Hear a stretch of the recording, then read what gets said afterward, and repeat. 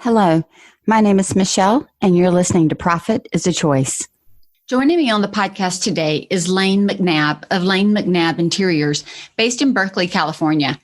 Lane had a very interesting start to her design business and some immediate success right out of the gate, like multi-million, multi-year projects right out of the gate.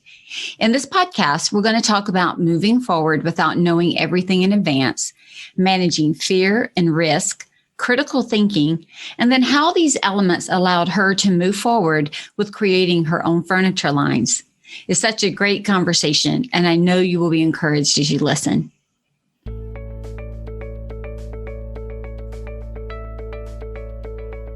Every day, empowered entrepreneurs are taking ownership of their company financial health and enjoying the rewards of reduced stress and more creativity.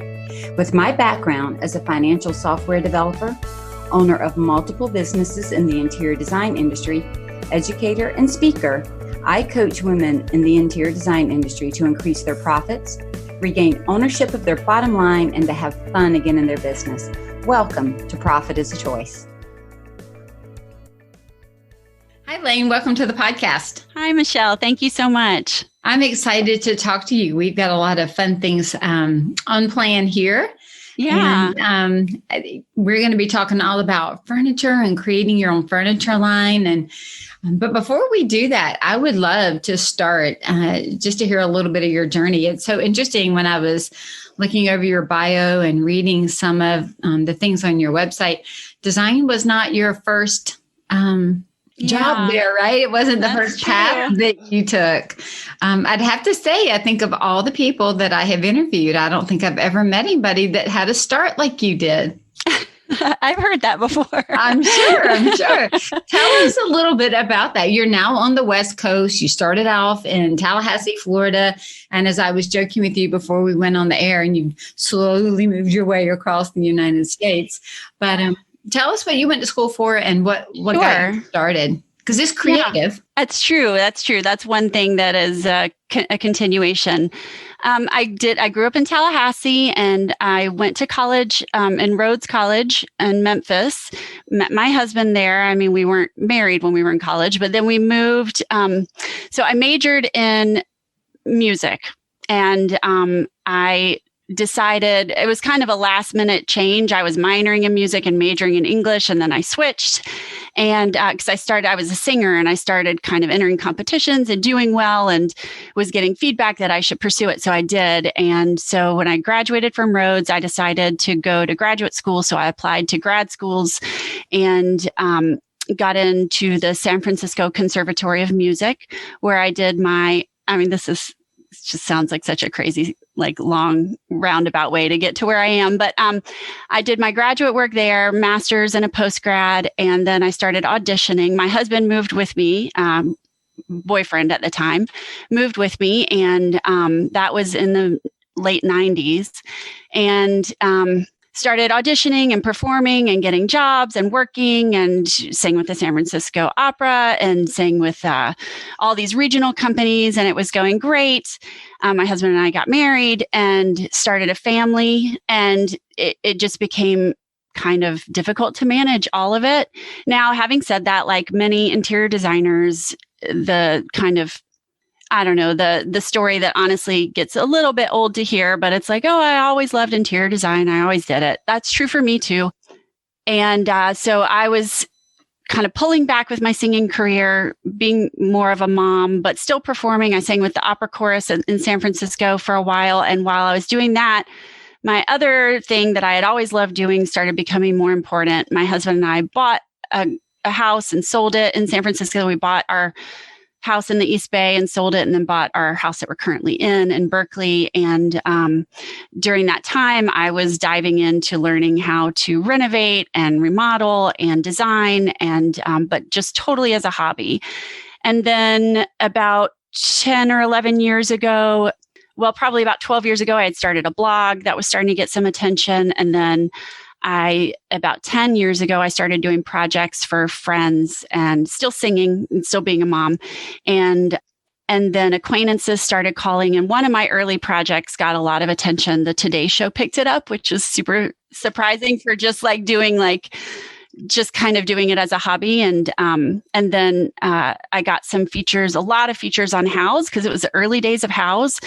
And then clients just started calling. And I wasn't planning to have a business at that point, but I decided that I really wasn't getting any gratification from singing anymore. It was kind of becoming more of a burden, and interior design was definitely where my heart was, and I needed to get in front of it. So I quickly hired a consultant and got all my processes in place, got my software going, just kind of a plan together, and then launched the business. So that's been a little over 10 years. And I should also say that prior to that, I had worked with a builder to help pull in clients and sort of manage the projects while I was learning how to do it.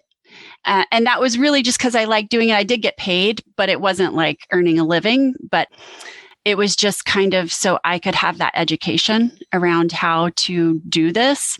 And so I launched the business, and then pretty quickly I got my first multi-million-dollar project, which was just a combination of good timing and then that sort of being in the mental headspace to just say, I'm doing this. And then things have grown from there. I have an 8-person firm now, and we do projects all over the Bay Area. And it's great. All right. So I have a couple of questions. The first is, seriously, that's not a journey that I've heard before. It's a very different journey. Certainly there are elements, like people doing something creative prior to, or starting off as a hobby, then turning it into a business and all of that. Even the blog piece, I've had quite a number of either clients or people that I've worked with that started off with something like that. What was it that caught the eye of the Today Show? How did that happen? Because I know my listeners are going to be like, okay, this is good, but do not glance over. Right. Like, how did that happen? So it was on the Today Show website. They were doing an article about, I think it was before and afters. And it was me and like David Bromstead, which was shocking to me at the time. And then a handful of other designers. And I think they found the project through Houzz.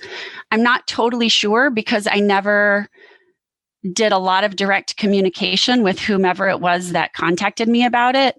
It was sort of like, we found this project. We'd like to use it in this article that we're going to feature on our website. And could we use your photos? The funny thing is, I think the article has since been taken down because it was like 10 or so years ago now. I still have it, I think, listed on my press page. But the funny thing is, I was doing everything at the time on my own, just with like a little Canon camera. It was even before iPhones, really. Like I didn't have that kind of like photography and stuff. So in one of the after pictures, you could actually see my reflection in the mirror. And I had my daughter, I think she was a baby at the time. I didn't even know it until I saw it on the website because I was just taking the picture myself just for my own kind of like, I'll post this on my Houzz page. And then you can actually see me in the reflection in the mirror of that. Oh my gosh, that makes me laugh. It makes me think of the first time that I was in a magazine back in 2005, 2007, early days from now, right? And it was for the interiors piece, and they asked me for a headshot, and I did not have a headshot. So I went and got our church photo and photoshopped my husband and children out of it. You got to be scrappy sometimes. You got to be scrappy. And we were under a deadline, so it wasn't like I had time to go schedule something and have one made.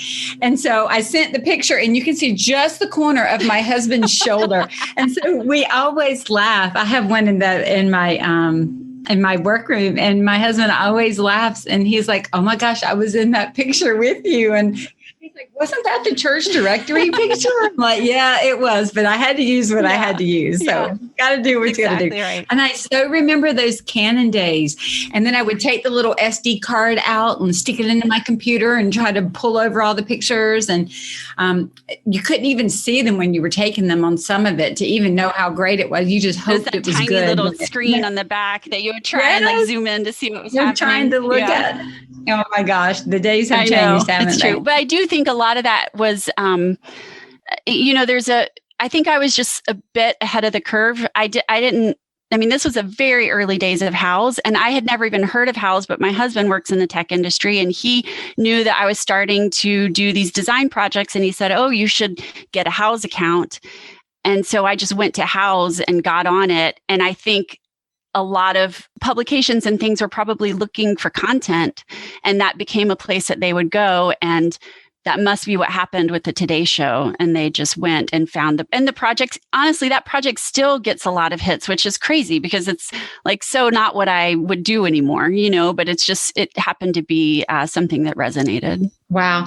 And, one of the things that also makes me think of, and I am watching and kind of looking into your story as you share it, is either you didn't know enough to be afraid, or you ignored it. Because, how many people, I'm not that some people don't, but just that putting yourself out there, even on Houzz, when you're doing it for yourself or as a hobby, not expecting it to be a business, but putting it out there, just that step out there. And then you made the comment a little bit later about getting in the mental headspace.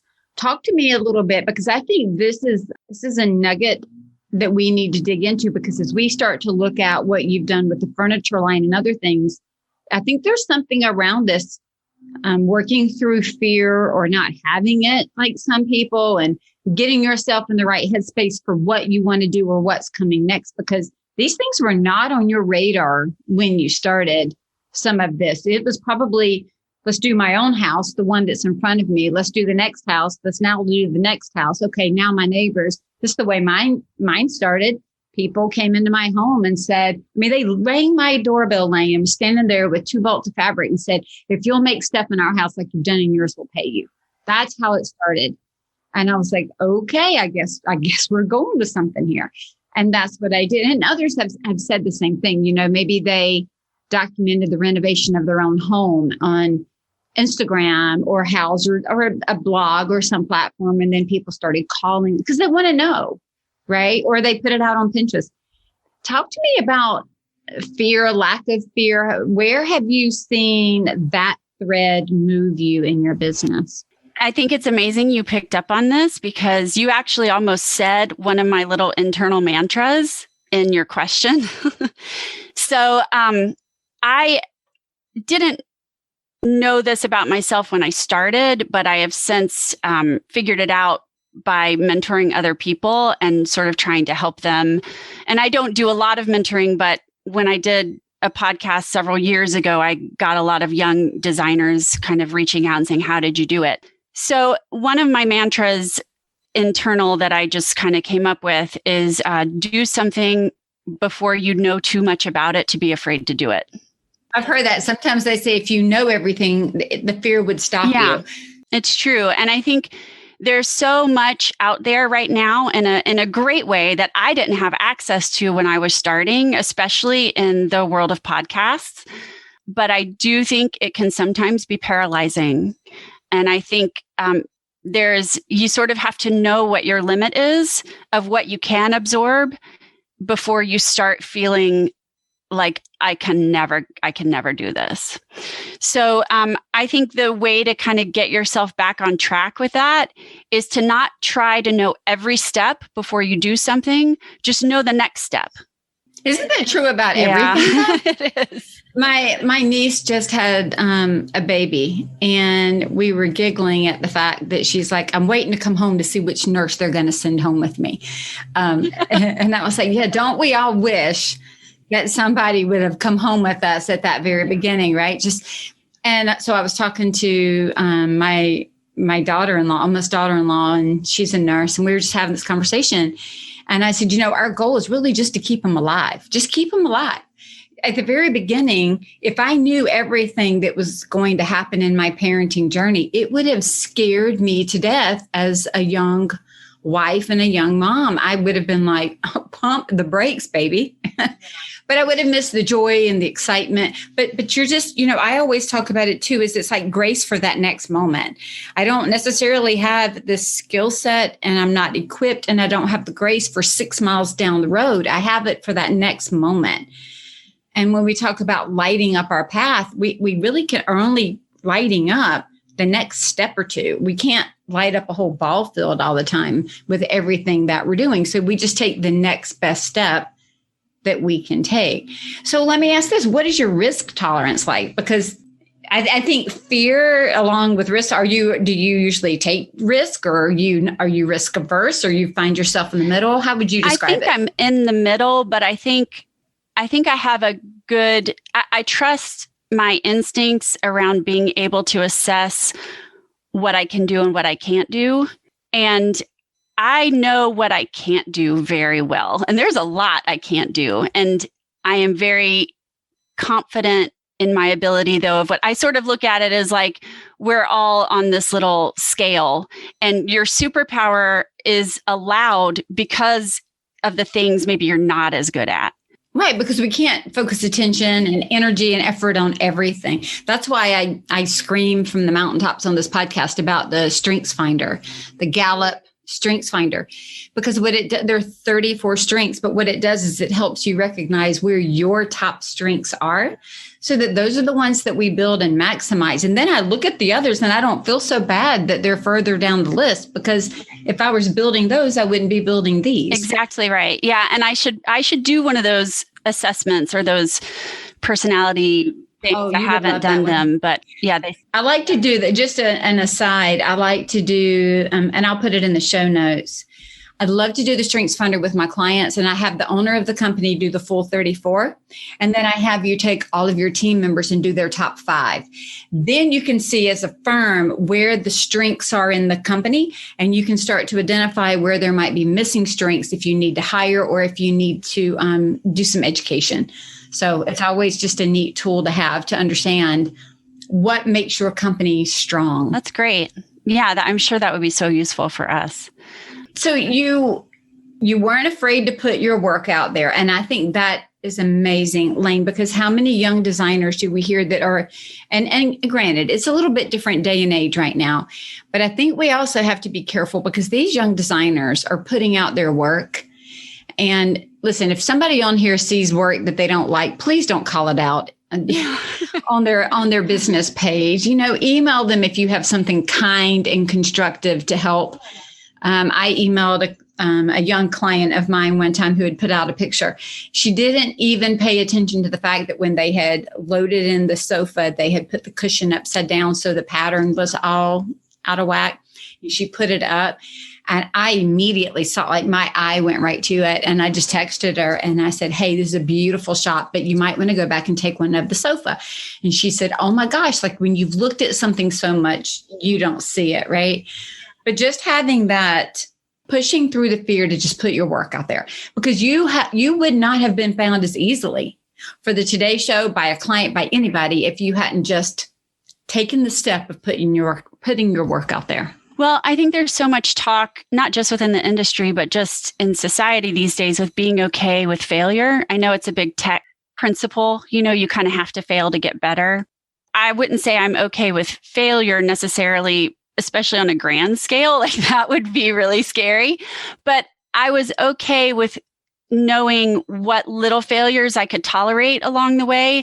Right. I love that. Yeah. And then kind of use that as like a learning to get better at the next project, the next whatever it was. So I think that was something that I utilized. That first luxury project I got was also a big gift in itself, but I think I almost didn't take it because it was terrifying. That's right. That was why when you said, I went here and put out work, and then I hired a consultant, and then I got a multi-million-dollar project. I'm like, yeah, I mean, and we know that I know that it's not just bang, bang, bang easy. And it's not a general course that I would say many of us have an opportunity to take. But there is this thing about, like you said, knowing your strengths. Whether you do Strengths Finder or not, you internally know your threshold for what you believe that you can do, the risk you're willing to take, failure you're willing to put forth or allow, right? What is that? So that when that big job comes along like you had, you get to have that moment of, am I going to step into it or am I going to step back? Yeah. What do you think pushed you to say yes and step forward into that? Because I bet you that, I mean, just from the outside, you haven't even told me this yet. I'm betting that catapulted everything. I'm betting that like created a shift. It did. The funny thing is, I probably would get more insight into this if I did one of those personality tests, but I remember very clearly the moment of making the decision to do it. I had met with the client. We talked about the project. The discussion was about the project was smaller than what it ended up being, but it still felt very overwhelming.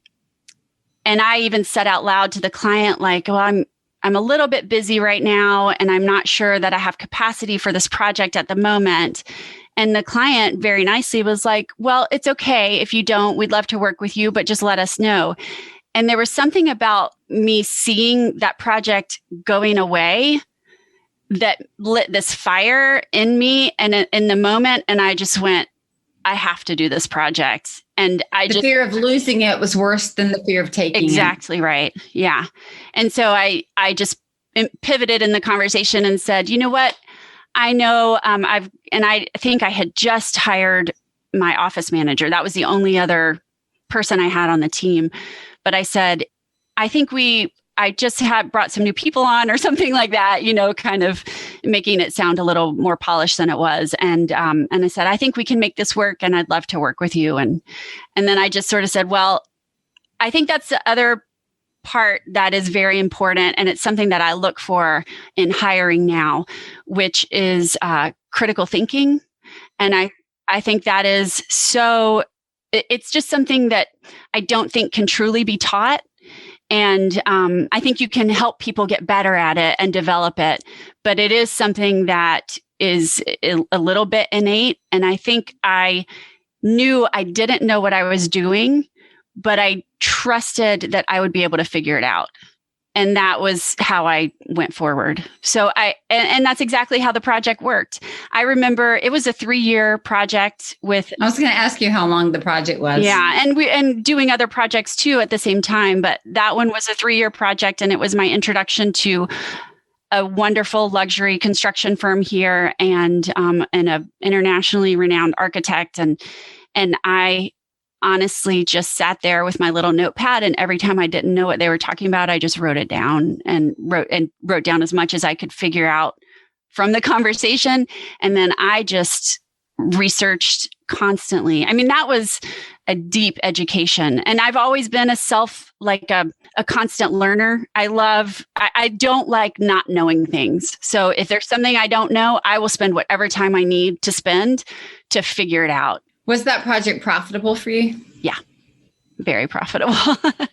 Probably profitable in more than one way. It sounds like it was certainly monetarily profitable. Well, that's good, because a lot of times when people get moved into those, if they don't know how to price it and they don't know what to do, that could be a smack. But that's awesome. But it was also profitable in your education.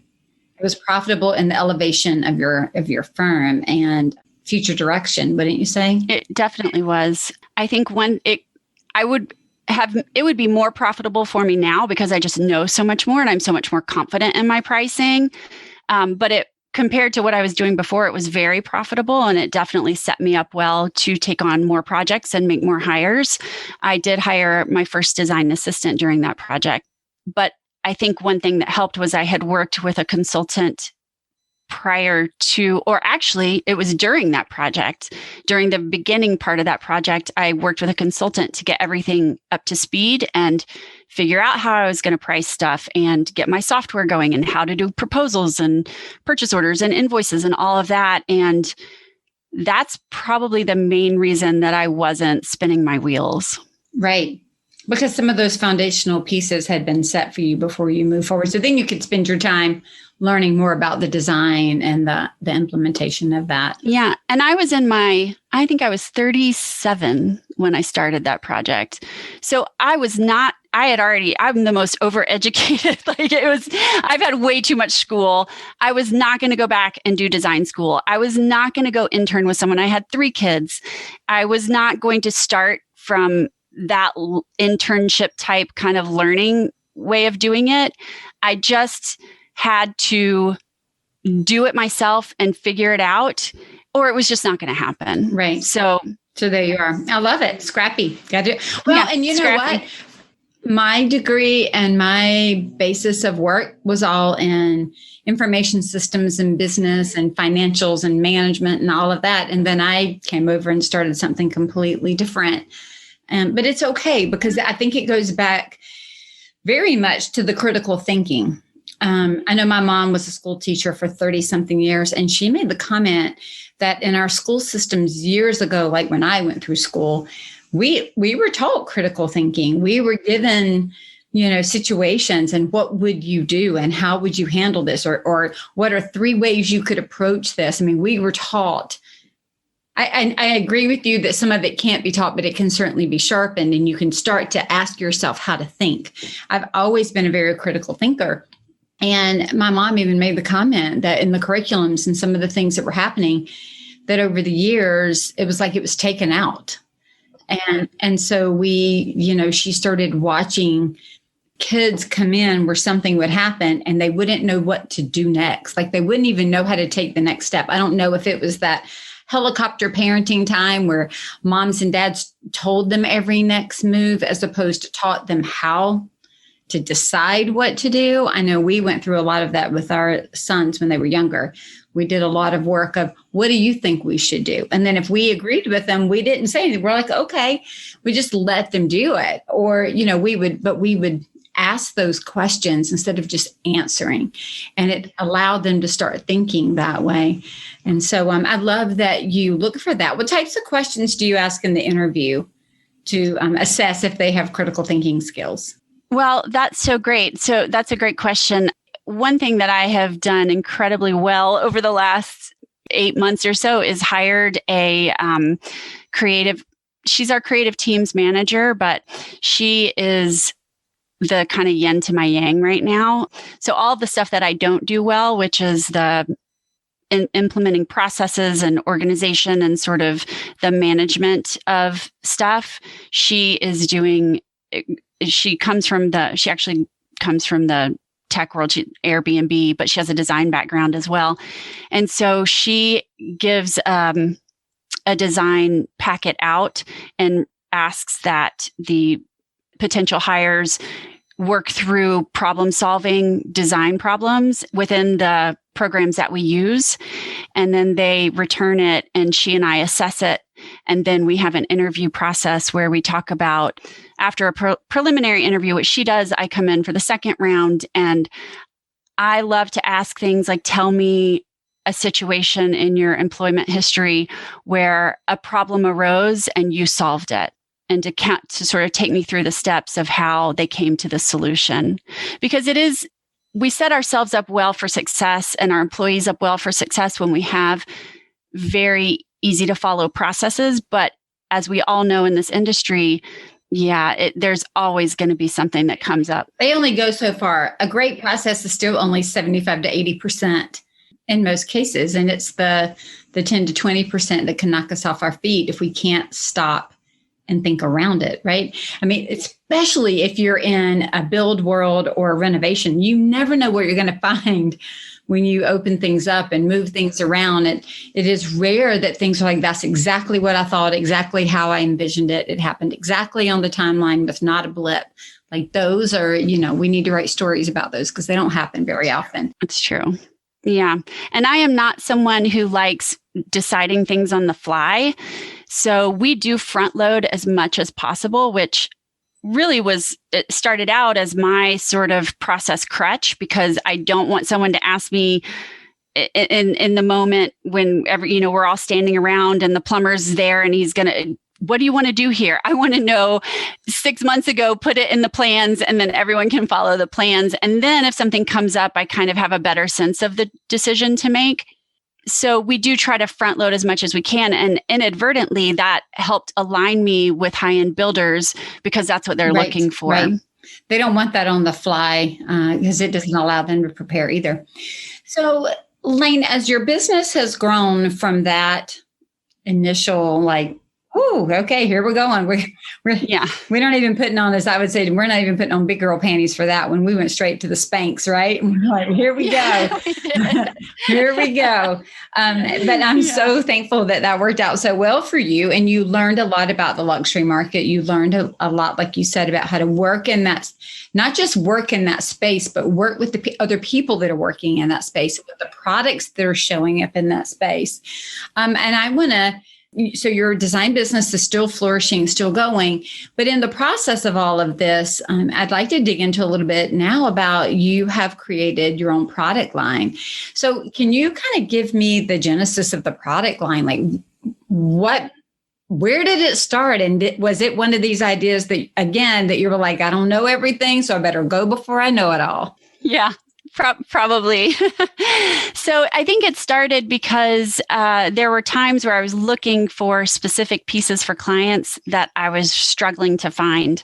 And I can trace it back to one particular instance with a dining table where we ordered from a high-end manufacturer. And when it arrived, it just was nothing but problems. I mean, we had to have carpenters come in to tweak this and tweak that and fix this. And it just was becoming a money drain to the point where eventually I just said, you know what, I'm just going to buy you guys a new table where I'll take this table out.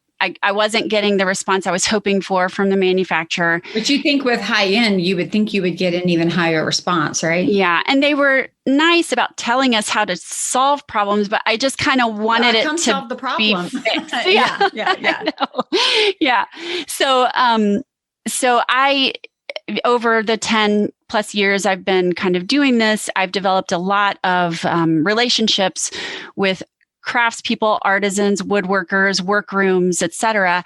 And I think maybe being from the South, or I don't know what it is, but I tend to be quite respectful and have good manners and work in alliance with people rather than come in angry. And, you know, if there's a problem, we can solve it and let's solve it together. And so I have really good relationships with all of these people. And so I started having one of our carpenters build pieces for clients that we designed. And that way, not only was I designing pieces that fit my aesthetic, but I knew the quality that was going into them. I knew the manufacturing process, and we could make visits to the shop and check on it. And then that started developing a little bit more into, let's try our upholstery workroom. So it was case goods and upholstery. And of course, we had always done pillows and things like that. But I found the furniture design to be incredibly rewarding. In what way? Tell me about that. It was just another really wonderful creative outlet. I love to sit and sketch what I wanted to do and take that really literal inspiration, in my mind anyway, very literal inspiration into a product. We do these interior design projects that can take years, and it's a little bit sprawling, and it's a lot of, this was so, it was taken down to like a microscopic very level almost, and you could sort of product. Yeah. Yep. You could see the sketch, you could see the prototype, and then you could see the finished product. And I found that just really rewarding. It was just so nice to look at it and be like, wow, I did that. Like I designed that. There's the drawing I did, a year ago, and there's the table. So it's just, that's very rewarding. And I love that clients respond to it. And then to add into that, what my focus is for projects across the board, but is quality and kind of authenticity of materials mostly. And that tied into a sustainability issue factor that we're also making a part of the furniture line. But the main focus is that elegance and beauty combined with quality. And that is something that you can't fully oversee if it's not yours. And now I know how to do that, how to tweak things to make them that way. And then that fits a certain level of client and price point that we were aiming for. And that's what I'm often trying to educate clients to do anyway, which is don't just do the fast, immediate gratification or planned obsolescence. Invest in pieces that you're going to have and you're going to pass down to your kids. And so that's what we did. The designs are all they're anchored in classicism, but they translate to a contemporary transitional type of design. And they're all solid wood. I mean, I could get into all the manufacturing processes that we're implementing, but if something ages, you're not going to throw it out. You're not going to put it in a landfill. You're going to have that sofa reupholstered because maybe in 15 years, the fabric's going to give out. But the internal components are not going to give out on this sofa. Same with the tables. They're all solid wood. If something happens to a finish, you can just get it refinished. And if you go with our standard finishes, which are non-toxic and plant-based, you can actually spot refinish. You don't have to refinish the whole thing. So that's just an added level of, I wanted to have everything have that longevity to it. Now, when you started off designing pieces for your clients for the need that they had, right? Certainly with quality and value and the aesthetics and all of that built in. When did you, or what prompted you to go, wait a minute, I think I might be able to do this and sell it on a larger scale than a one-off piece for one client? Because I know designers all the time are designing something and having their woodworker do this, or having their iron and metal person do this. Or, I mean, we all do that sometimes in a smaller form or in a very individual situation, but you took that individual situation, Lane, and made it into more. What was the prompting for that?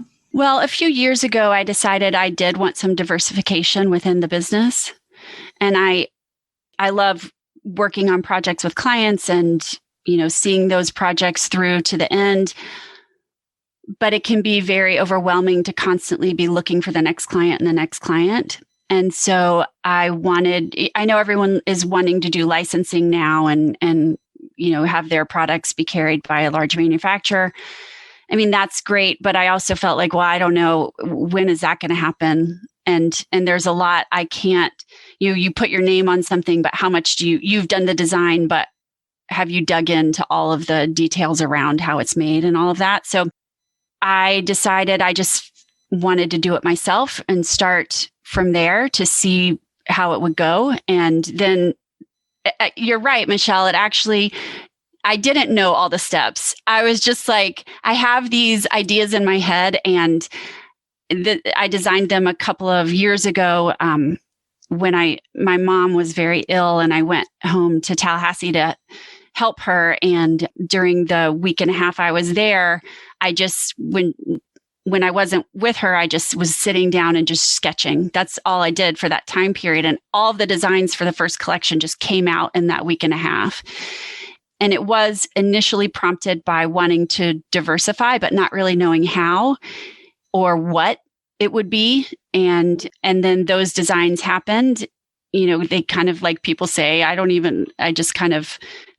doesn't even feel like I did it. Like I know I did, but they just sort of all came to paper. And then taking those designs and saying, okay, let's figure out how we're going to make these.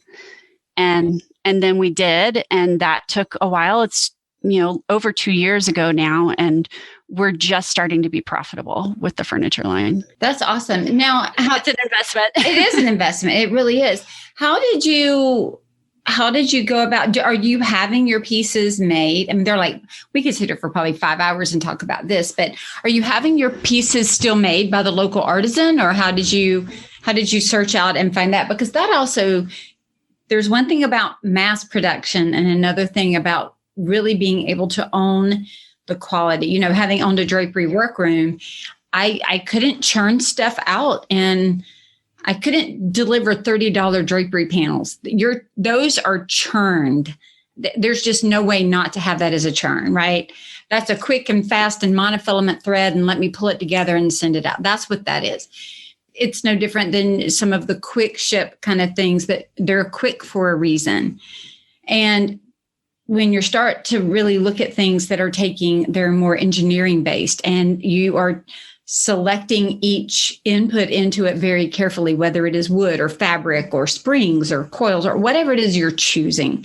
And you're making those selections, and then you are handcrafting it or you are managing the creation of it, costs more. It takes longer, but you usually have the pride of whoever has crafted and created that standing behind it.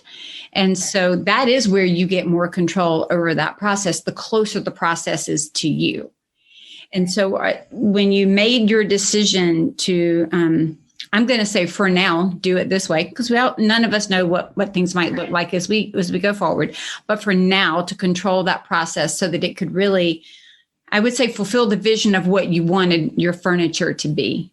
Right. Mm-hmm. Did you go back to those same craftsmen? Are you using the same craftsmen? And how did you, because you have to make sure that all of those people are on the same, they're aligned with the same vision that you have for this product to be able to have it turn out the way you want it. Yeah. So that's exactly right. And it's actually multifold because it's not one type of product. We have upholstery and we have case goods, and we have a combination of upholstery and case goods in our bed. So, and we have metal. So we have metal working and involved with the bed as well. So yes, to all of that. How we navigated all of that was I created 3 principles that were our guiding lights for decision making. So the first was the highest quality. The second was sustainability and environmental stewardship. And the third was customization. And all of those actually ended up supporting each other.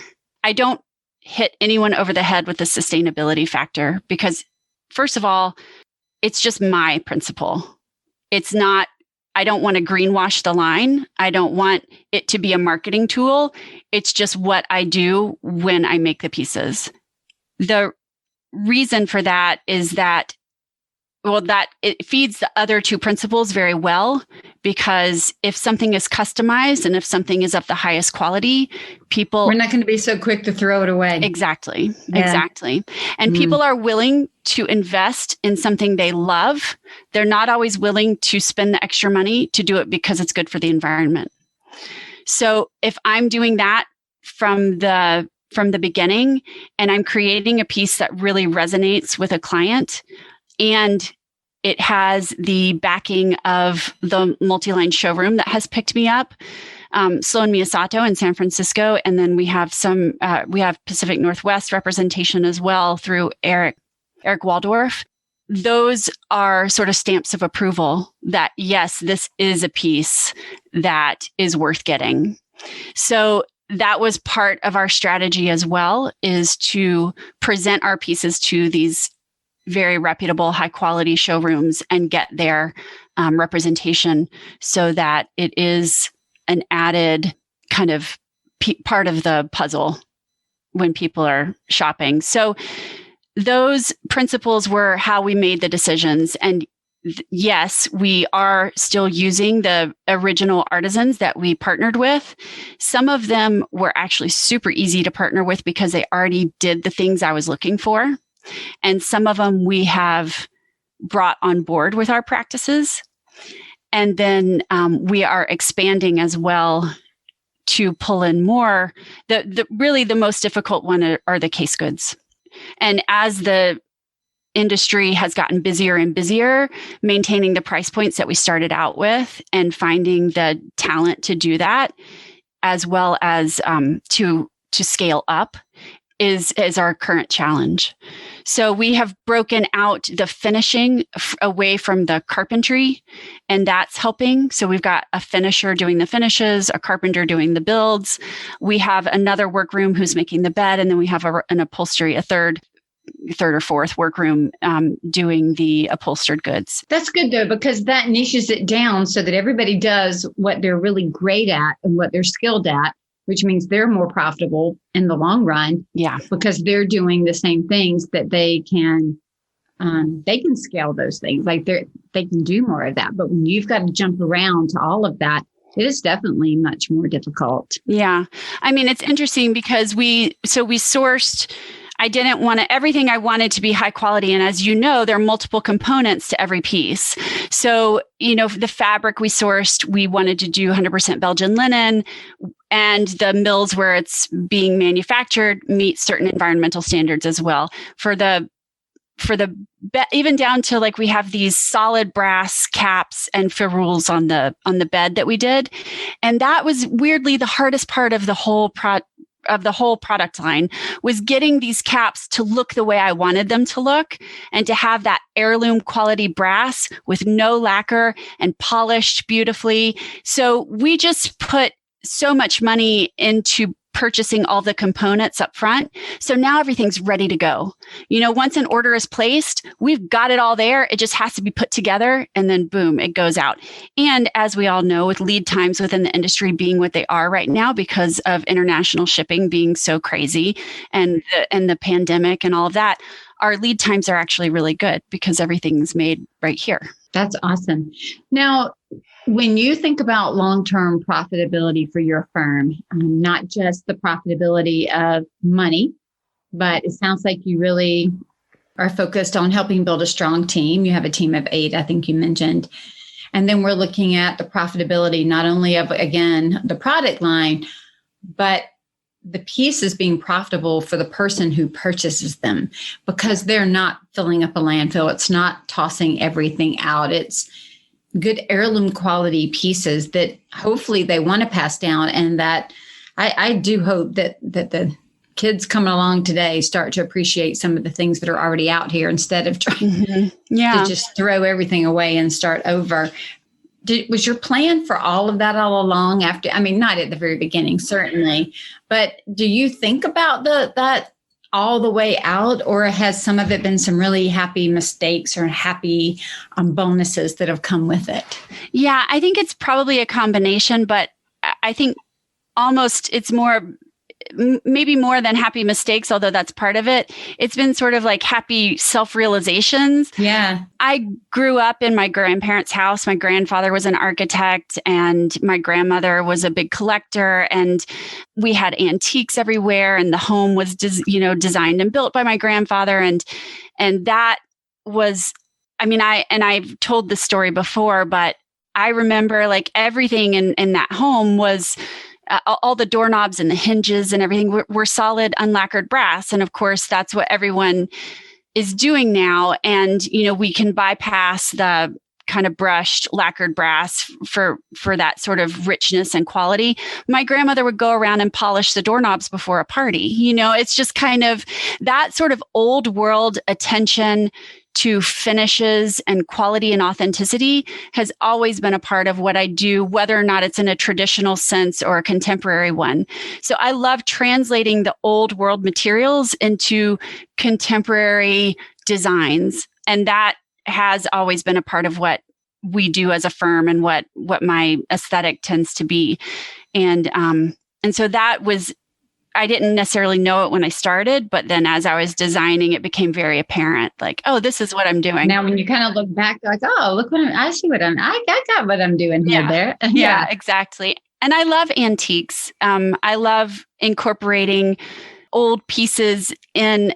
I think the one thing that, and I think this is probably true for most people, but I don't do like all antiques or all modern or whatever. And it's not eclectic in an overwhelming way, but I think there's something so important about having that richness, that depth to a piece that makes a room feel so much more enriching. It's just warm and inviting. I think about it, to your point, not overly eclectic, but I think of it as collected. Mm-hmm.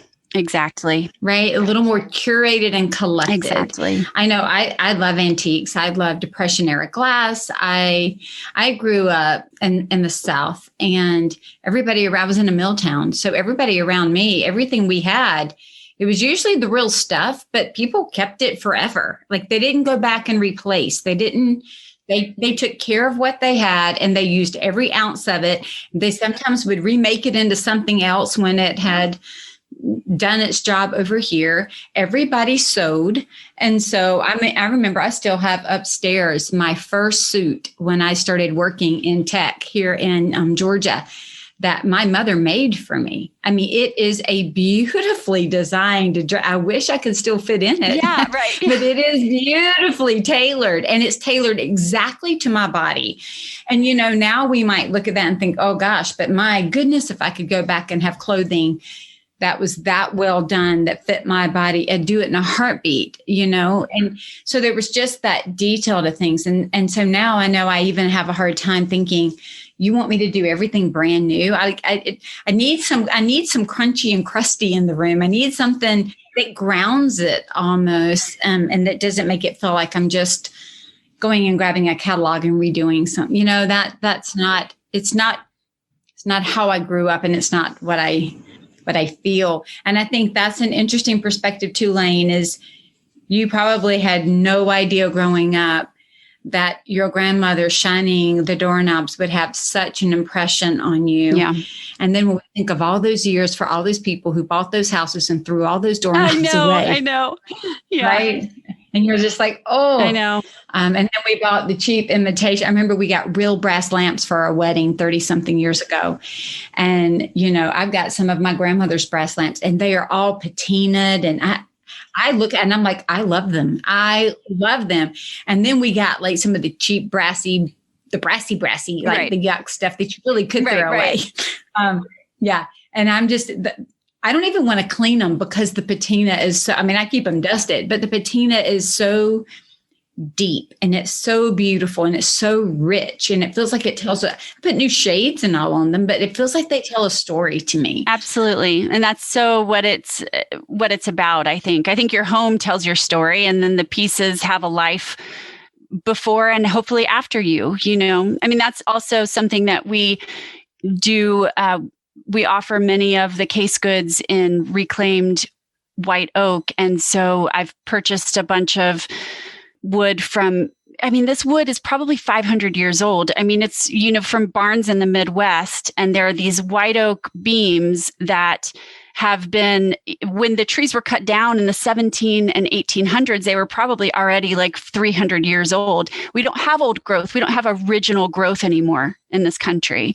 So the grain compression, the density of the wood, it's not something you can get. You just can't get it. So, and it's recycled, or upcycled, or however you want to look at it. It's not only making it a better piece.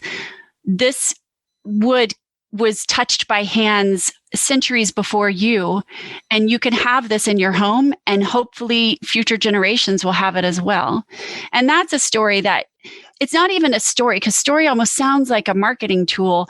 It's just something, when you touch it, you can't help but be pulled into the consciousness of that moment.